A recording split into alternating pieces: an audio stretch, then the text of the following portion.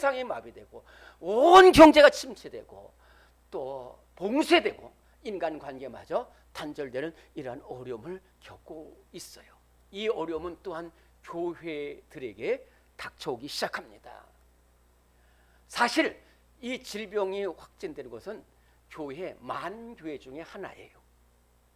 그러나 교회가 다 위험하다고 해서 이렇게 교회에 여러 가지 정말로 힘든 상황을 맞이하게 되었습니다. 또한 우리 교회는 이 어려움 속에 성전 이전을 해야 하는 또 하나의 어려움을, 큰 어려움을 겪고 있습니다.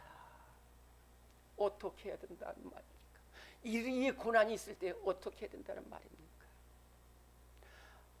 오늘 말씀입니다. 오늘 하나님께서는 오늘 주신 말씀을 통해서 고난에는 뜻이 있다는 겁니다. 우리 한번 따라 할까요? 고난에는 뜻이 있습니다.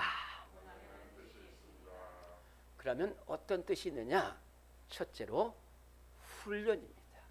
오늘 우리 신명기 8장 2절 말씀 저와 여러분들이 한 목소리로 봉독하겠습니다. 시작. 네 하나님 여호와께서 이 40년 동안에 네게 광야 길을 걷게 하신 것을 기억하라. 이는 너를 낮추시며 너를 시험하사 네 마음이 어떠한지 그 명령을 지키는지 지키지 않는지 알려 하심이라. 아멘. 자, 이 말씀이 이 40년 동안 이 광야 길을 왜 걷게 하셨느냐 하는 말씀입니다. 이것은 조금 제가 설명을 드릴 테니까 잘 들어보시기 바랍니다. 자, 지금 이스라엘 백성들이 원래 어디 있었냐면은 애굽에 있었어요. 애굽에서 무려 430년 동안 포로 생활을 하는 이스라엘 백성들을 하나님이 이끌어내셨어요. 본래 이스라엘 나라가 땅이 있는 게 아니에요. 나라가 있는 게 아니고 군대가 있는 게 아니에요. 심지어는 종살이를 하고 있었어요. 그 종살이하는 이스라엘 백성들을 애굽에서 끌어내요. 10가지 재앙을 통해서 피, 개구리, 이, 파리 재앙, 독종 재앙, 우박 재앙, 흑암 재앙, 장자의 죽음 재앙, 이렇게 해서 끝까지 인도해 내셨어요. 그리고 또 이 광야에서 40년 동안 지내고 나서는 하나님은 이제 저 가나안 땅에 들어가게 하시는 것이 하나님의 뜻이에요. 자, 그런데 그러면은 이 가나안 땅을 들어가기 위해서는 훈련을 받아야 돼요. 이 훈련을 받은 사람이 적군을 이길 수 있는 거예요. 이 가나안 땅에는 그 엄청난 군대들이 있고 블레셋 군들이 있고 아모리 사람들인데 어떻게 이깁니까? 이 광야에서 훈련을 받아야 돼요. 두 번째는 믿음의 훈련을 받아야 돼요. 이제 이 가나안 땅에 들어가게 되면은 이 광야에서는 볼 수 없었던 것들이 많이 보여져요. 우상들이 보여집니다. 하나님은 안 보이지는데 우상들은 보여져요. 풍요의 신, 또 멋진 남자들도 보여지고 고운 여자들도 보여지고 또 아름다운 물건들이 보여지고요. 탐욕스러운 것들이 많이 있어요.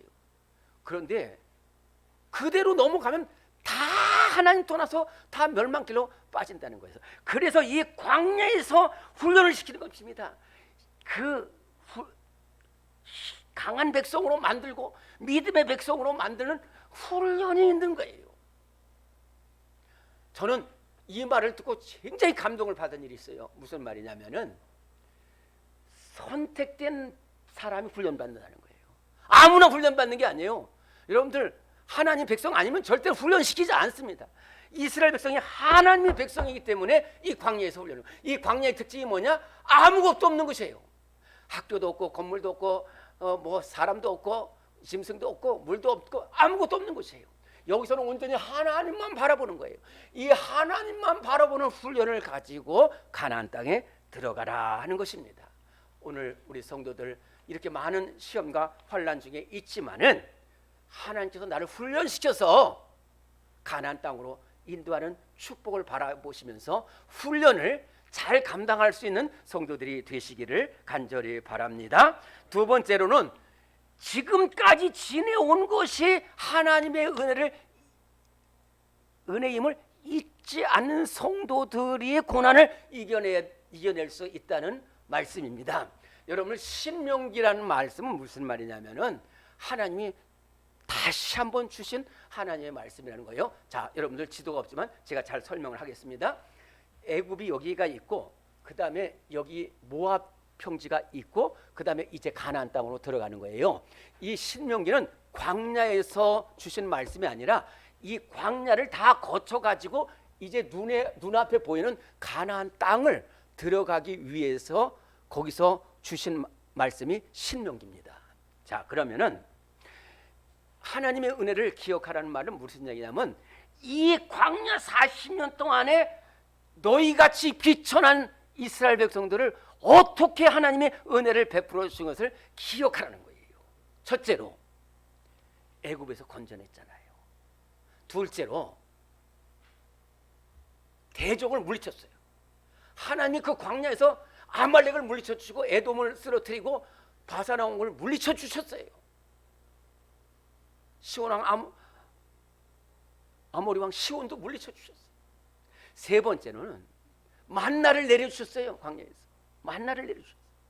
네 번째는 반석을 쳐서 물을 내게 하셨습니다. 다섯 번째는 낮에는 더울 때 구름 기둥으로 인도하시고 밤에는 불 기둥으로 인도하셨다는 거예요. 하나님께서는 이 험한 광야 생활 때 하나님께서 이스라엘 백성들에게 베푸신 은혜 하나하나를 기억하면서 이제 모든 시험을 이겨내라고 말씀하시는 겁니다. 사랑하는 성도 여러분, 우리가 고난을 이겨낼 수 있는 것은 내게 베풀어 주셨던 하나님의 은혜를 잊지 않는 성도들이 닥치는 고난도 이겨낼 수 있는 줄로 믿습니다. 한 훌륭한 목사님의 간증을 신앙 고백을 들은 적이 있어요. 이 목사님은 이렇게 우리 참 주성이와 같은 청년 시절에 성이가 하필 잠깐 우리 영기 같은 청년 시절에 부흥회에 갔다가 여기에 하나님 앞에 헌신할 사람이 있습니다. 손 들고 나오세요. 그래가지고 이 목사님이 손을 들고 나갔어요. 그러면 하나님께서 은혜를 베풀어 주실 줄 알았는데 아주 어려운 교회에 가서 사역을 하면서 갖가지 환난과 시험을 만나는 거예요. 가난하고 질병이 들고 나중에 결혼해서 자녀 하나를 잃고 또 학비도 되기도 어렵고 여러 가지 닥치는 환난, 얼마나 많은 환난이 닥쳐오는지 몰라요. 그런데 그 모든 것을 이겨내고 지금 귀한 목회를 감당하고 계세요. 어떻게 이 환난과 풍파를 이겨냈느냐면은 오늘 말씀을 들을 때 내가 광야에서 훈련을 받는구나. 광야에서 하나님이 이스라엘 백성을 지켜주셨구나.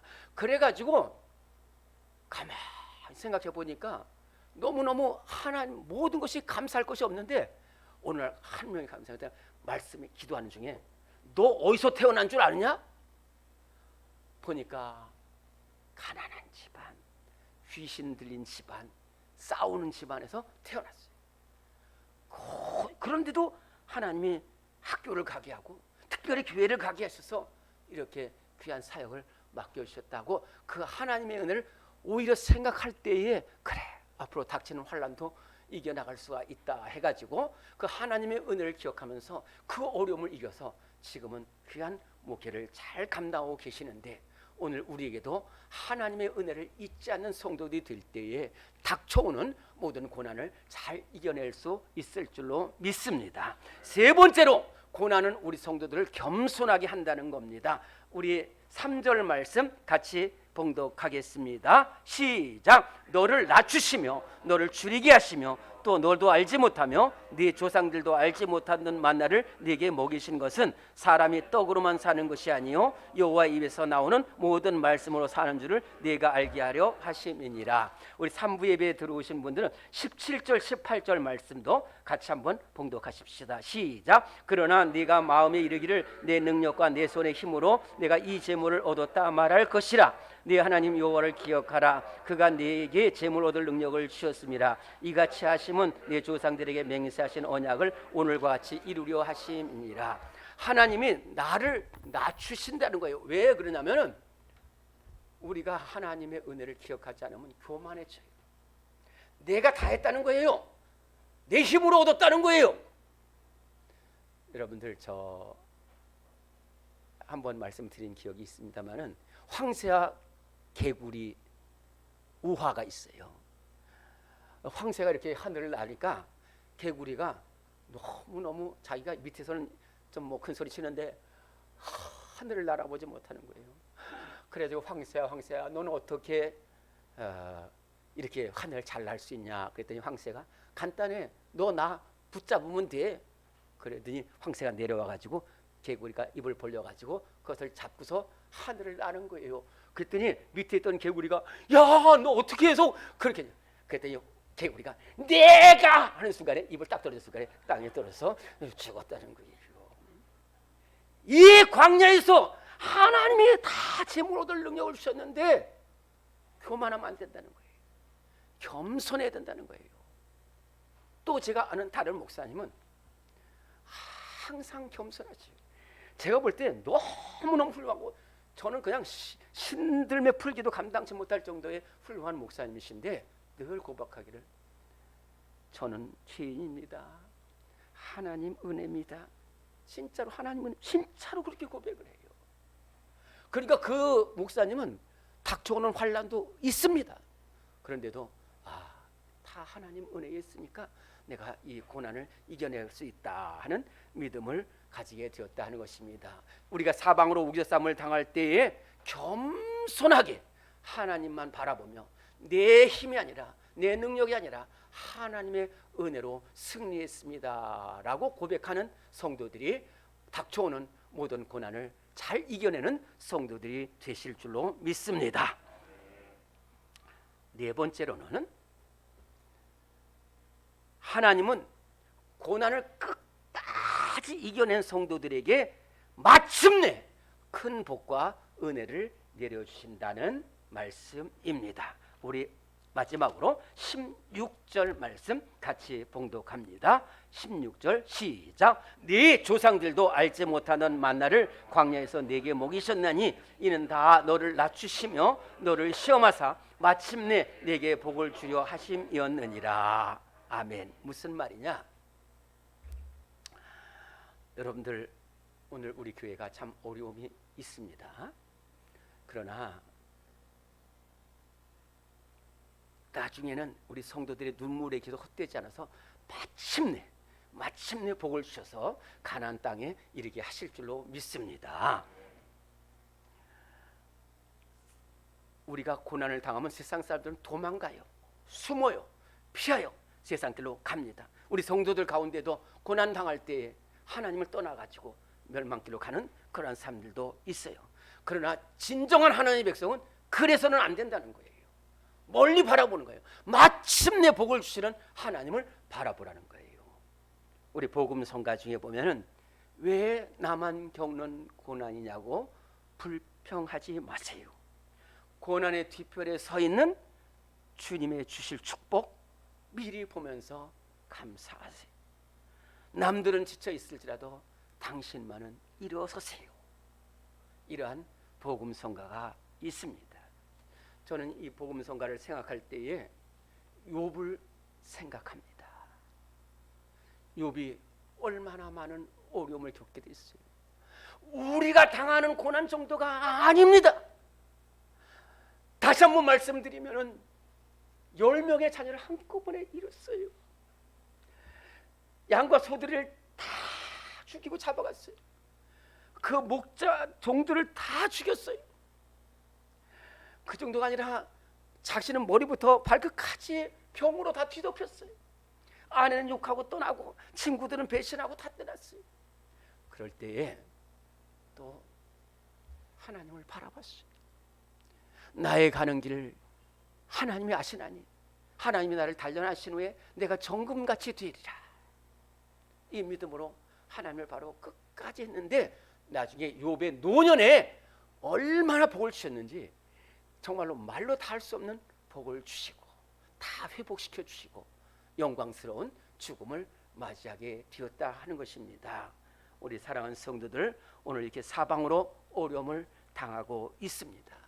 그러나 이 고난에는 반드시 하나님의 뜻이 있음을 반드시 기억하는 우리 모든 성도들 되시기를 간절히 바랍니다. 마침내 복을 내려주시는 하나님의 은혜를 바라보면서 오늘 우리에게 닥친 고난 하나하나를 이겨나가서 최후 승리를 얻는 우리 모든 성도들 되시기를 간절히 바랍니다.